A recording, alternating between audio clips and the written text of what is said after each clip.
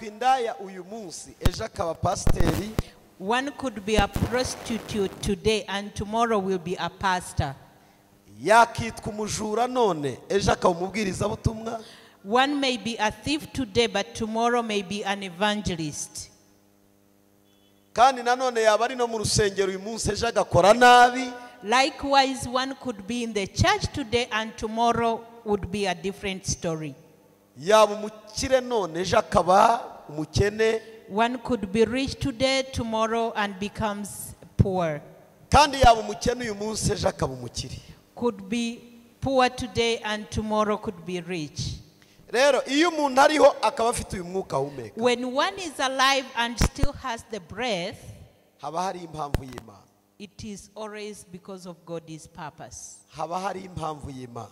It is because of God's purpose. Arabadukurikirana kuri Duhumurizanye TV. As for those who are following us online, nabo tuba turi kumwe hano mu materaniro, and those who are here physically, mfite ijambo ryo kubabwira ngo uwo mwuka uhumeka kuba ukiwufite gusa ari impamvu y'Imana.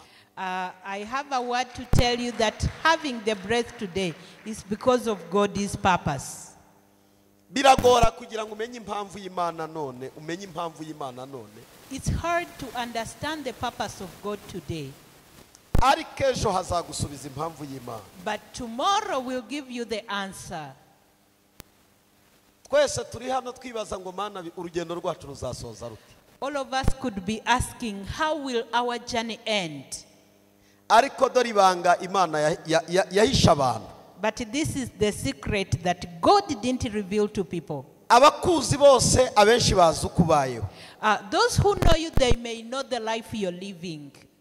N'ubuzima bwawe bwo muri quartier no mu kazi n'ahandi uba barabuzi. They may know your life where you live or where you work from. Ariko uko bizasoza Imana yabishyize muri entre parenthèses irahisha irabitwikira. But your end is in the brackets and it is covered, no one knows it. Uko ubuzima bwawe buzasoza buri mu ibanga. How your life will end is still a secret. Uko witwa none rero, The name you may have today, ntacyo bitwaye upfa kuba ugihumeka. it's okay as long as you're still alive. Ejo hari undi wowe utari wowe uyu munsi. Tomorrow there could be a different you.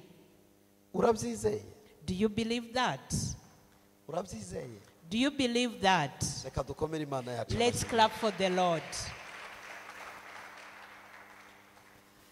Itariki ya mbere y'ukwezi kwa gatatu, On 1st March, dufite amasengesho azatangira hano y'iminsi 40. we'll start fasting and prayer period of 40 days. N'abadukurikiranye online, And those who are following us virtually, turababwiye ko dufite amasengesho y'iminsi 40 azatangira leta tariki ya mbere. we announce that we'll be having prayer and fasting session for 40 days starting on 1st March. Iminsi 40 izahwana no kugera ku 9 z'ukwezi kwa kane. 40 days will go up to 9th April. 9 z'ukwezi kwa kane azaba ari dimanche ari ku cyumweru Sunday. 9th April will be a Sunday. Tuzaba twiyiriza ubusa kandi dusenga. We'll be fasting and praying. Murabizi ko twari dusoje amasengesho iminsi 21. We had concluded 21 days of fasting and prayer. Ndabizi ko gusenga biravuna. I know it isn't a joke. Prayer isn't an easy thing. Hari abantu mise mbona mu maso yabo iminkanyari ako kanya. Some people have started frowning Kubera ko gusenga biravuna. because prayer isn't easy. 40 tuzaba tutarya tutanywa ku manywa.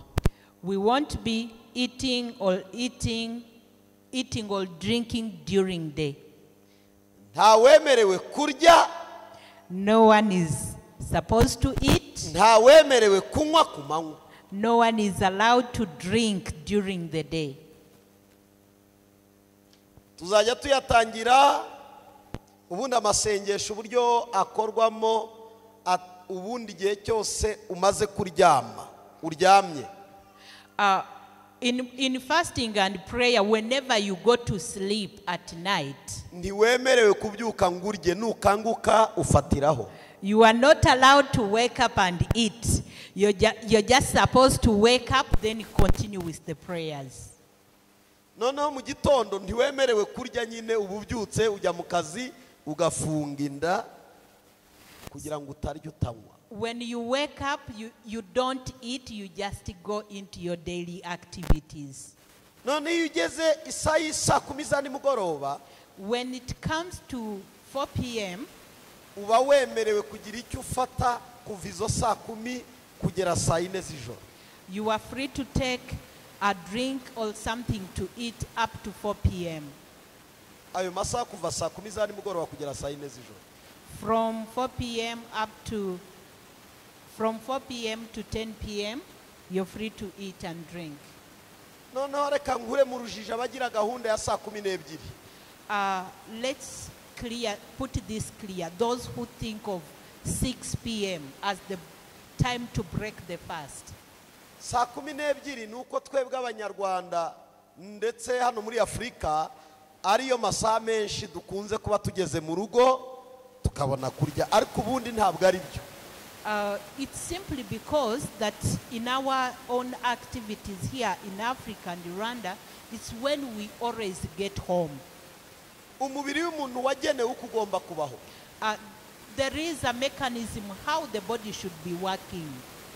Hari amasaha ntarengwa yo kuriraho.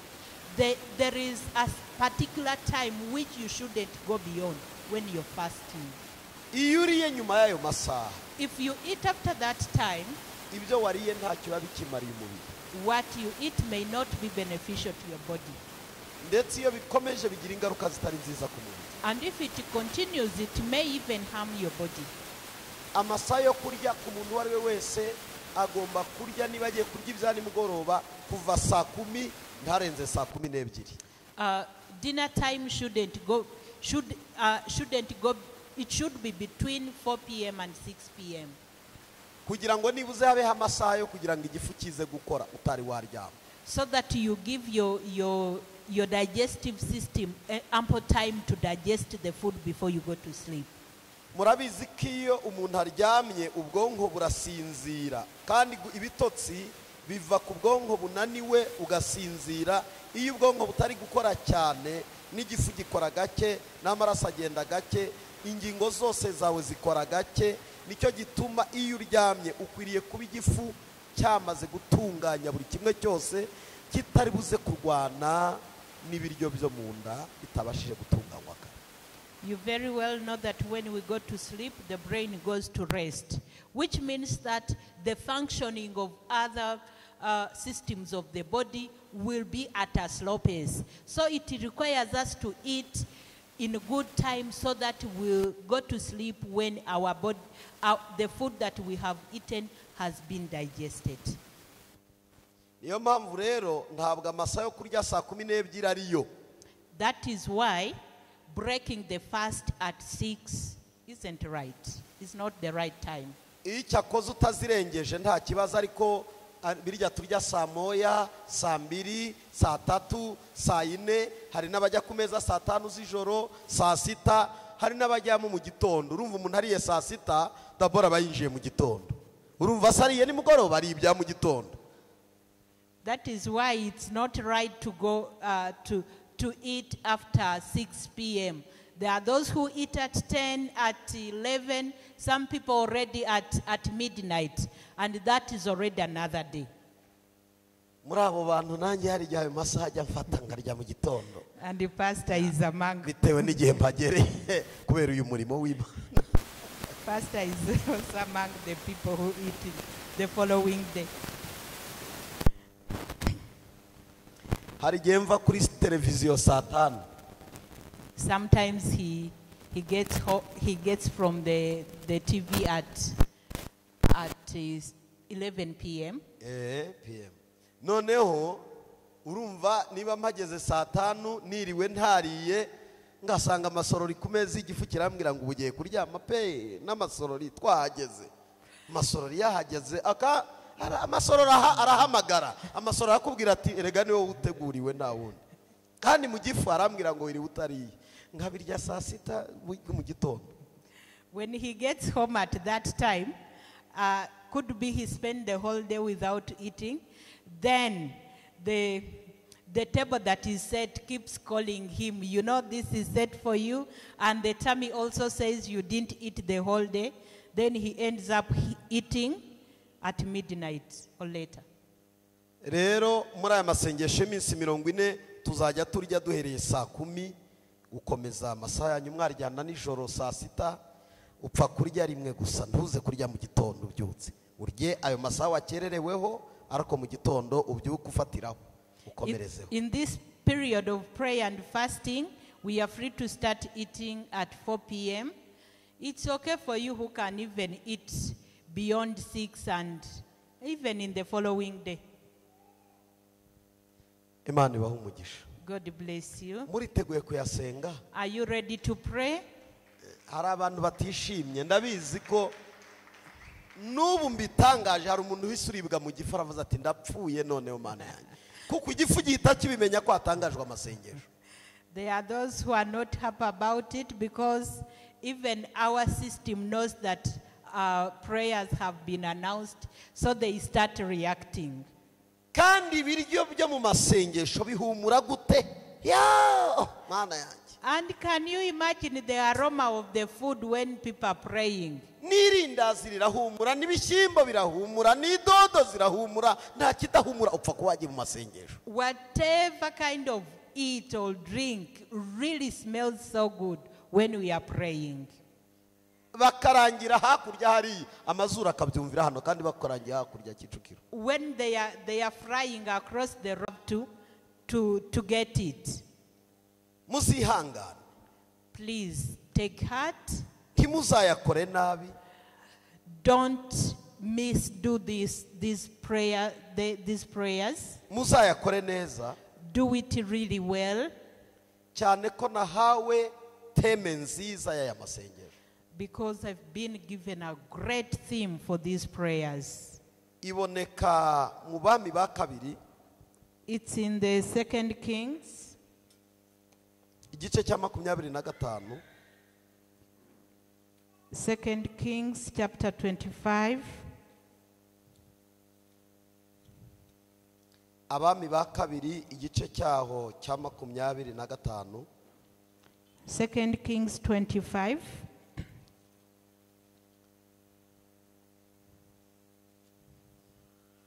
Ku murongo wa 28. 2 Kings chapter 25 and verse 28. Na 29. 28 and 29. Haranditswe ngo amubwirana ineza, yubahiriza intebe ye kuyirutisha iz'abandi bami bamubagaho i Babuloni.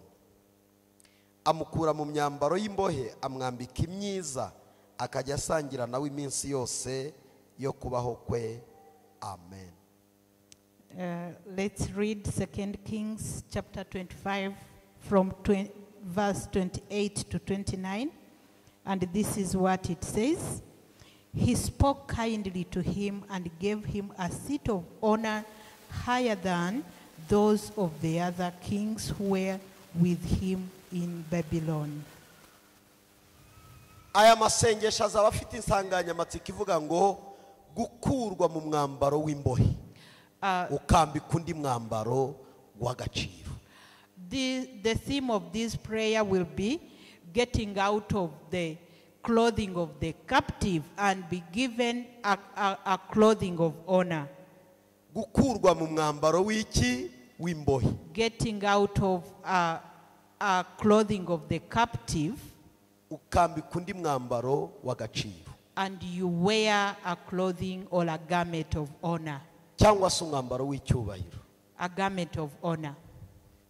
Kwamburwa umwambaro usuzuguritse ukambika umwambaro w'icyubahiro. Getting from a despised garment to a garment of honor. Muzi imbohe uko zibaho.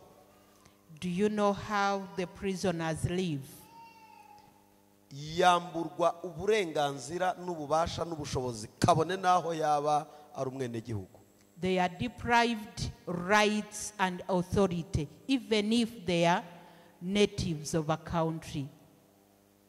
Akabuzwa buri kimwe cyose, akagenda arinzwe kandi ari umuntu nk'abandi. They are protected, they don't have any rights, and they are much as they are nationalists like others. Nta mbohe ijya mu kazi. No prisoner goes to work. Nta mbohe ijya muri ceremony ibirori. No prisoner goes for celebrations. Nta mbohe itarama mu gitaramo cy'abandi bataramiyemo bishimye. No prisoner goes for festives. Burya imbohe zibaho nabi. Prisoners really have a bad life. Rero hari uburyo tubayemo bisa naho bisemboriza ubuzima bw'imbohe. The life we are living could symbolize the life of a prisoner. Ndabizi neza ko muri amasengesho iminsi 40 benshi tuzasoza twabohotse. I know in these prayers of 40 days, many of us will be set free. Umwambaro wambaye azajya gusoza uwo mwambaro wagukuweho. The garment you're wearing, by the time we conclude these prayers, you will have gotten out of it. Imana ibahe umugisha. God bless you. Hanyuma hari amasengesho twari bubane n'ibyiciro byacu byo mu itorero ejo bundi kwa gatandatu hashize ejo. There are some prayers we're supposed to do with the leaders of the church yesterday. Yarasubitswe bitewe n'impamvu yatunguranye nagize. It was postponed due to an urgent reason. Bituma ntabasha kuboneka. So pastor wasn't there. Ngo tuyabanemo ariko tuzayasubukura tariki 4 z'ukwa gatatu tuzaba twatangiye 40 ariko ibyiciro ari kwa gatandatu tariki 4 tuzahura tujye gusenga y'ubutayu. Musubiremo ibyiciro nga y'ubutayu. The departments will have prayers on Saturday 4th, and they will go on to the wilderness. Tuzagirana ibyo bihe byiza rero ikiciro abayobozi bayoboye abagabo, abayobozi bayoboye abamama n'abayobozi bayoboye urubyiruko, ndetse tuzagaruka no ku bayobozi bacu tubana mu itorero bafite imirimo itandukanye nabo tuzabana muri ayo masengesho. All the departments, the youth, the women, the men, and all other leaders in the church will take part in these prayers. Tuzahurira tuzareba umusozi nkuko twari twabivuze, tuzahuriraho tugasenga. We'll go to one of the mountains where we'll meet and pray. Imana ibahe umugisha. God bless you so much. Reka dukomere Imana amashyi dupangiye amasengesho. Let's clap for the Lord as we'll be starting our prayers. Hanyuma gusenga ntibabivuga barabikora. We don't just speak of prayer, we do it. Mugende mubwire abantu ngo nimuze dusenge, ntimuwabwire ngo ari amasengesho gusa, muwabwire ngo nimuze tubikore dusenge, kuko gusenga ntibabivuga gusa ahubwo gusenga barabikora. Iyo uvuze gusenga ntubikore birutwa no kutabivuga. Prayers are not just spoken of, but they are done.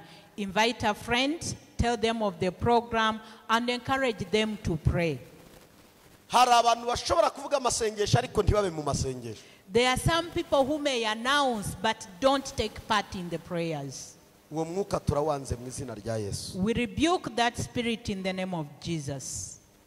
Ikindi navugaho cya kabiri ni iki gishushanyo mbonera cyacu cy'urusengero. Secondly, we are going to talk about the master plan of our church. Ndagira ngo baze badufashe neza. We may request some people to help us. Ndagira ngo begere hafi abasore bajya babikora twegereze. Young men, please come up and help us.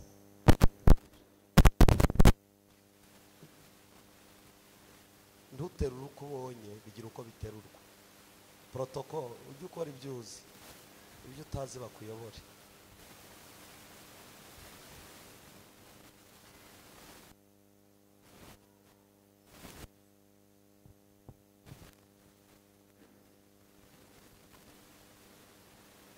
murabona iki gishushanyo mbonera cy'urusengero. This is our master plan of the church. Iki gishushanyo n'urusengero tugiye kubaka. This is the church we are going to build. Turashima Imana ko yaduhaye ikibanza. We thank God that we already have a plot. Ese niba duhawe ikibanza dutegereze n'abazakitwubakira? If we have a plot, should we wait for those who are going to build the church? Ubundi bene abo bana ntabwo baba mu rugo rw'ibwami. And such children cannot live in the palace. Abana bo mu bwami yubahaye umukoro. Children in the palace, when they are given an assignment, barawukora. They do it. Twahawe umukoro rero. We are given an assignment. Imana dutegerejemo kuwukora.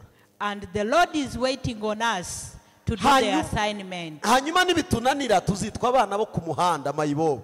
And if we fail, we'll be called wanderers. Kuko abana bo mu bwami ntibashobora kunanirwa umukoro bahawe na se.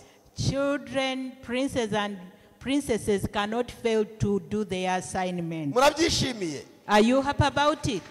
Murabyishimiye? Are you happy about it? Nukuvuga rero uru rusengero mureba, this church, this master plan of the church you see here, ruzatwara angana na miliyoni hafi 200 z'amanyarwanda. It will cost around 200 million francs.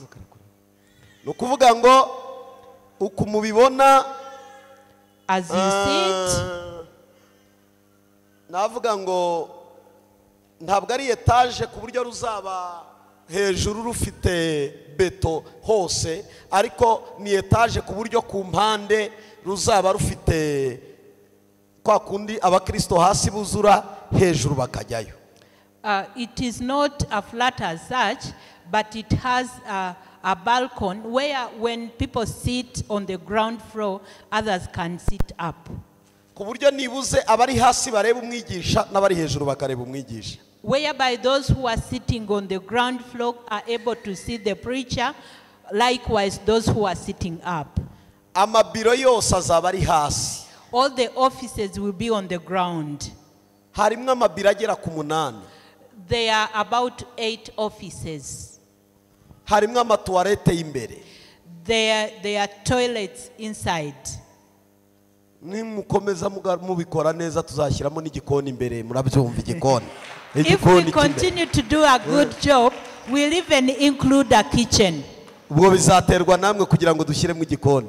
It will be upon us for us to put a kitchen. Igikoni. Aba mama tuvuzije very beyi. Igikoni rata ko kana. Igikoni. A kitchen. Hanyuma turashaka ko uyu mwaka, and we want this year, bitewe nuko tuzakora, depending on how we'll have performed, dushobora kuba twatangiye kurwubaka, so that we'll have been able to start building. Ngo bizaterwa namwe natwe. It's going to depend on you and on us. Tubonereho gushimira abantu mwiyemeje contribution yanyu muri kugenda muhigura ibyo mwatanga, ibyo mwiyemeje. And we thank everyone who pledged and are giving out their contributions. Turabashimira cyane. We thank you really so much. Turabashimira kandi rwose n'Imana. And we know God is ready to bless you. Ngira ngo tubonereho kubwira Ruben Mukosore Florence yari yatanze imifuka 50 yarayihiguye ejo. Yari yatanze imifuka ya sima 50, ubwo bwitangiye bwe yarabutanze. So please check out Florence. She has given out her pledge. Hariho nundi yampaye slip ya banka, slip banka yawe twayibonye. Yari yitanze nawe yayajyanye kuri konte yampaye slip ni mugoroba. Nawe bakuvivure. There is another sister here. Arise irindi nawe umuvivure nawe yari yatanze imifuka abanza igera muri ngahe 5. Please check out Sister Alice. She also gave in her a pay slip. hari n'abandi mwahiguye mbere muhabwe umugisha n'Imana. And others have also given in their contributions. Be blessed. Tubonereho kubwira abantu badukurikira online bataza hano mu materaniro. Niba mwararyohewe tubabwire. Ni ngombwa ko tubabwiraga gukorera Imana birenze kwitwa kuri uwo mu rusengero gusa.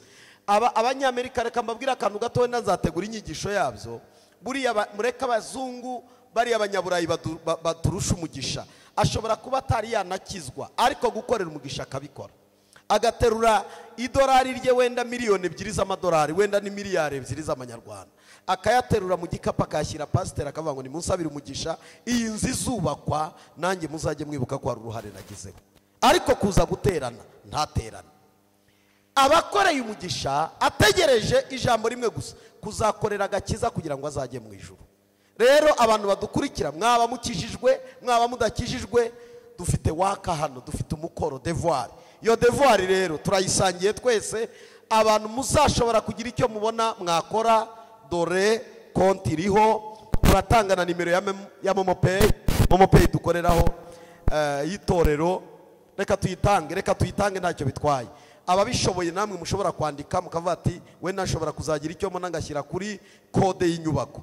Dufite MomoPay ebyiri dufite y'amaturo ariko tukagira n'iyinyubako. Hari umuntu uvuga ngo sinzabona umwanya wo kujya kuri bank ariko mbonye inkunga yanjye nayishyira kuri kode MomoPay. Reka tuyitange. For those who are following us virtually, it's equally our responsibility. You don't only have to be coming to the church physically, but this work goes to us who come physically and those who are following virtually. So please, this assignment goes to both of us. Wherever you could be, you can pledge, you can take part in this. Those who may not be able to who could be very far, we have account numbers as well as Momo codes. So we're going to give the Momo codes so that you will be able to give in your contribution. Konti ya banke ni yingiyi 44909191 muri banke populaire. Ubwo ni na KCB kuko bisa naho zikorana. Muri KCB birakunda, muri populaire birakunda kuko basa naho bazihuje. Hanyuma iyo irisobanuye reka murebe abaraho kandi tugarure no kuba ari hino nabo babashe kureba niyo ngiyo. Tekereza ko nabari online bazajya badukurikirana bazajya babireba. Reka tuvuge nibuze MomoPay. Reka iyi tuyirekera garagara. Reka tuvuge MomoPay. MomoPay. Let's give you the MomoPay. This one is right clear. You can access it, and let us give you the MomoPay we can use to support this work. MomoPay ni akanyenyeri 182 akanyenyeri 8 akanyenyeri 1 akanyenyeri ugashyiraho kode ni 5 ibaruye kuri Harvest Christian Church ni mu mazina y'itorero. Hanyuma iyo kode nongere nyisubiremo ni 5 ngo bikaba 5,000 ugashyiraho 34. Iyibaruye mu mazina ya Harvest Christian Church. Wifuza gushyikira iki gikorwa cy'inyubako tubahaye ikaze. Kandi mbonereho kubwira abatabikunze tubabwire ngo Imana izabisohoza babone kubikunda. Uko tugira abantu babiri bakurikira ibintu. Abababazwa nuko ibyiza byaje nabishimira ko ibyiza byagize ute byaje. Abo bantu turabafite online. Usibye ko muri riteraniro nta bigeze baza none. Ntabo dufite ariko online barahaba nabo kandi turabasengeye ngo bajye bishimira ibyiza Imana iri gukora. Sibyo ra? Se mwari muzi ko babaho abo bantu? Ubwo batakiriho Satani ntiyabariho. Kuko Satani atarwanije igikorwa nk'iki abatagira amaso areba. Kandi agomba kukirwanya aciye he mu bantu mu mbeba. Ni ngo kuvuga ngo nabiriya bubaka imbeba n'izibyurira bizagwa. Basa ni Barati na Tobiya. Murabazi bavuga ngo ntibizashoboka. Reka tubahanurire ko bizashoboka bakishimana natwe. Amen. Amen. Si byose. Ariko hano ntabahari ndi kubwira abantu bari hirya iyo nyine babandi. Mwebwe ntimubazi. Nabasengeye muzerekwe mubabone. Amen. Let's give you the Momo Pay for those who could be following us virtually. I will not. Those who are following us virtually, you can pledge and send in your contribution on Momo Pay, which is *182 *8 *1 *5000034 then you give in your contribution, then hash and yes. That is our Momo Pay. Thank you. And let's support this work all together. Amen. Amen. Murumva rero ariko nukuri iki gikorwa kirashyigikiwe. Ejo umuntu wundi yaraje ku cyumweru cyashize, umuntu ahita aravuga ngo contribution yanjye nanjye ntanze $2,000,000. Ese mugira ngo ntibirimo byenda bikora? Someone contributed 2 million last Sunday towards the construction of our church. No, mbabwira igitangaza. Hariho umubyeyi umwe yarambwiye, singiye kwirirwa muvuga, yarambwiye ngo mugitangira ngiye mbemereye igisenge, nzabashyirira igisenge. Hallelujah. Someone said, once you're done, I'm going to roof the church. Niwanga gukora, if you refuse to take part, abandi bazabikora, others will do so. Kandi kubikora niko guhabwa umugisha, kuko umugisha si faveri, umugisha n'ukubikora. Subundu, umugisha barawukorera, agakiza n'ubundu, ariko umugisha bagira ute barawukorera. Niyagira ukubwira ko umugisha batawukorera, yo ni intumwa ya Satani. Harageze ngo dukorere umugisha, twubaka inzu y'Imana, tuve mu ruzerero. Wabyanga wabyemera, Imana izabikora. Ariko icyaba cyiza nuko twabana muri icyo gikorwa. Imana ibaho umugisha. Salvation is free, but blessings are worked for. So let's work for our blessings. Please take part and you will be blessed. God bless you so much. Ejo bundi bari kudubavuga harya umuntu yaduhaye $2,000,000 yatanze n'amabuye angana iki? Amakamyo angahe? 10. Ntabwo twari kumwe twicaranye. Ntitwari kumwe. Aravuga ngo noneho ngewe ayo mabuye nge n'ubundi ndanayifitiye, icyo mbasaba ni kimwe. Muzane imodoka kandi nimuzana agakamyo gatoya. Muzane kirya cya hoho. Ni cya hoho ni cyanjye. Muzane hoho. Musubiremo ngo hoho, ariko imodoka ziragwira. Ngo ni hoho n'ukuri kose. Okay. Ngo muzane hoho, nibuze mupakire amakamyo hoho 10. Do you feel like taking part? Imana ibashoboze, ibakoreshe. May God enable you and use you. Kandi ndabizi ko bizagenda neza. And I know it will work out. Imana ibaho umugisha. God bless you so much. Reka bongere bagisubizeyo badufashe. Let's take this master plan back. Hariho umuntu umwe, there is one person yaciye ku rusengero rwari rwarananiranye kuzura. Went past a church that was incomplete. Ntabwo yasengaga, nta nubwo ari umukizwa nkuko twebwe dukijijwe. He wasn't a believer like us. Yarafite diplome ya kaminuza ariko nta kazi agira. He had his degree but he didn't have any job. Abwira pastor w'urwo rusengero, arababwira ngo ko mbona urusengero rwanyu duturanye rwabananiye kurwubaka, mwansengeye nubwo ndasenga, mugasengera iyi diplome gusa, ngewe Imana nimpakazi nzarubakira rwuzure.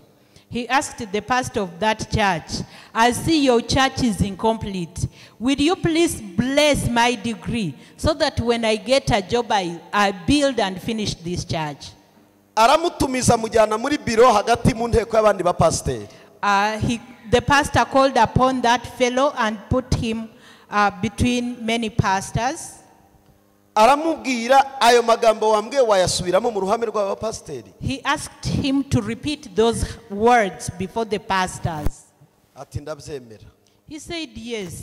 Aravuga ngo ngiye diplome yanjye ni muyisengera nkabona akazi. He said this is my degree, if you pray over it and I get a job, uru rusengero nzarubakira. I will build this church for you. Baramusengera. They prayed for him. Bamwatura umugisha w'Imana. They confessed a blessing upon him. Muri uko kwezi abona akazi. In that very month he got a job. arakora. He started working. Umushahara wa mbere bamuhemba 540 y'amanyarwanda. His first salary was 540,000 francs. Araza atanga 400 asigarana 140. He gave to the church 400 and remained with 140. Aravuga ngo nayo nakayabahaye ariko nta tike nabona injyana mu kazi. He said, I would have given it all, but I need transport. Ubwa kabiri bamuhemba 540. The second month he was paid 540. Atanga ya 500 asigarana 40 yonyine. He gave in 500 and remained with 40,000 Muri francs. uko kwezi baramwongeza bamushyira kuri 1,200,000. In that very month he was promoted and his salary increased to 1,200,000. Arababwira ngo ka kazi karatangiye sasa. He said now the work has started. Ahamagara abafundi. He called masons. Avugana nabo arababwira ngo mutangire mucumbukura inzu y'Imana itangire yubakwe. He asked them to start building the church. Abonye ko amafaranga ari guhembwa ari make ya pari raporo y'abafundi bakenera. When he realized that his salary was smaller than what was required, afata inguzanyo avance siri salaire ku mushahara. he got an advance on salary. Afata inguzanyo ku avance siri ubwo ni avance ku mushahara. Advance on salary. Ku mushahara. Arangije yubaka rwa rusengero ruruzura bararusakara rurarangira. He got a salary advance and built the church and completed it. Arangije bararutaha ku mugaragaro. After that, then they had to enter the church. Umunsi barutahaga.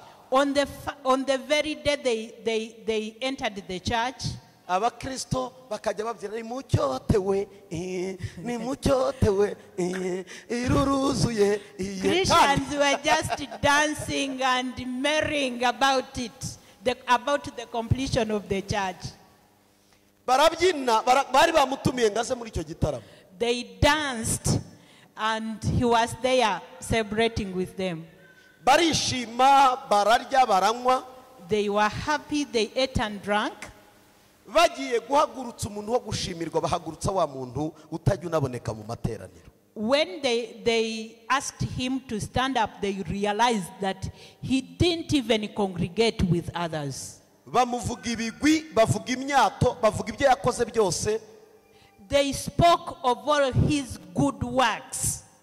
Umva igitangaza. And listen to this miracle. Ababwirije bakoresheje Bibiliya. Those who had preached using the Bible bari barabuza abakristo bo kwihana. Had not gotten Christians who would repent. Uwo munsi hihakijijwe abantu bashya 1,000. 1,000 people got saved. Baravuga ngo burya ibi bikorwa byakozwe na runaka utanasenga.